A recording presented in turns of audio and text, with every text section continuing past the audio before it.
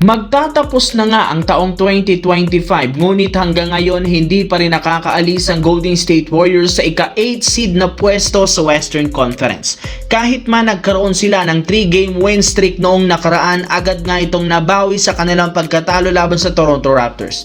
Medyo sinuwerte lamang sila at hindi nanalo ang Memphis kanina dahil siguradong ang babagsak sila sa ika-9 seed sa West dahil nga sa tagilid na pwesto ng Warriors, maging ang ilang mga executive ng Warriors kumbinsido na sa ideyang pagkuha kay Anthony Davis ng Dallas. In fact, ayon sa source, hinahanda na ng team na ito ang ipang-o-offer sa Dallas para makumbinsi nilang pumayag sa gagawing blockbuster trade.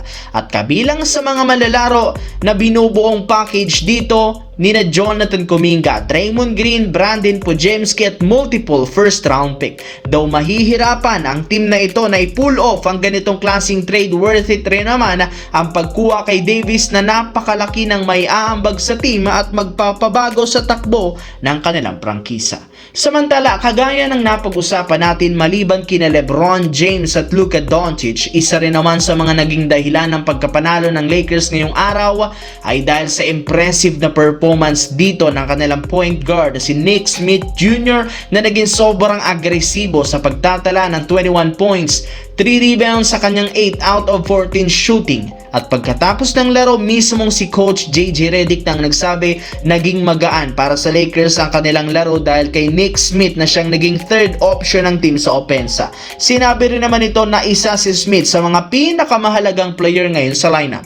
Sa madaling salita, nangangamoy i-convert nila ang kanyang two-way contract sa isang regular contract sa mga susunod na buwan. Napatunayan nito na kaya niya mag-step up kapag kinakailangan ng team pagdating sa scoring at playmaking na siyang kakailanganin ng kupunan kung gusto man nilang mag-compete sa playoffs.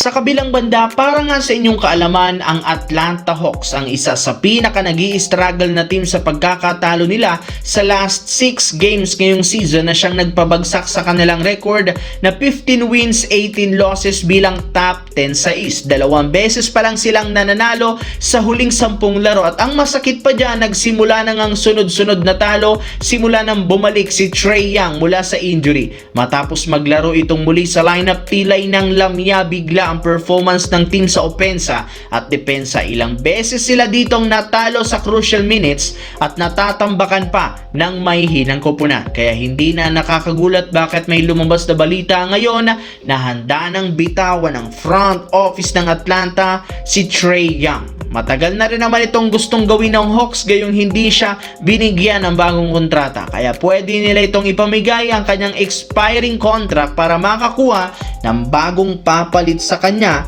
para umalalay sa batang team na Atlanta Hawks.